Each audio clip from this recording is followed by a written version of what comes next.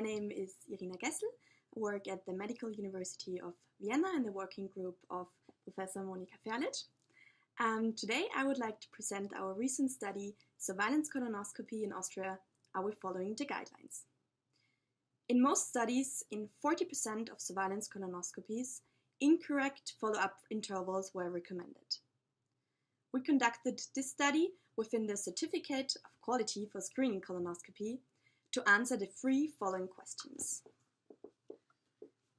First of all, we wanted to assess the baseline adherence of the Austrian endoscopists to the European guidelines for quality assurance in colorectal cancer screening and diagnosis regarding post-polypectomy surveillance recommendations. We sent a letter containing these guidelines and highlighting the importance to adhere to the guidelines to all participants of the Certificate of Quality. Thus, as a second aim, we wanted to assess if this educational letter led to an improvement of the adherence to the guidelines. And finally, as a third aim, we wanted to identify factors associated to the adherence. As in other studies, we found a poor adherence to the guidelines. Only in 20% the correct follow-up interval was recommended.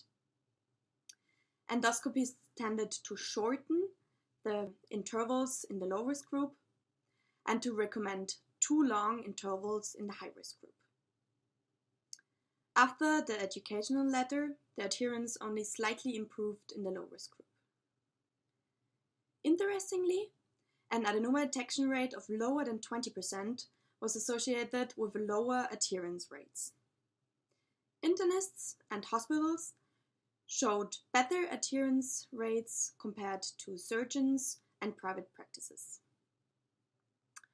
All in all, our study showed that in Austria there is a poor adherence to the post-polypectomy guidelines, surveillance guidelines, and one single educational letter was not enough to improve this poor adherence.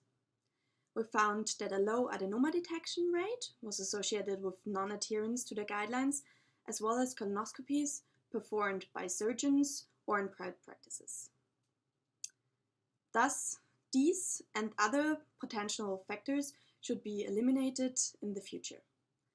On one hand, to decrease costs and the potential risk, which goes aligned with every procedure, and on the other hand, to increase the effectiveness of screening colonoscopy as colorectal cancer prevention tool, to make the best possible use of the limited resources. Thank you very much for listening.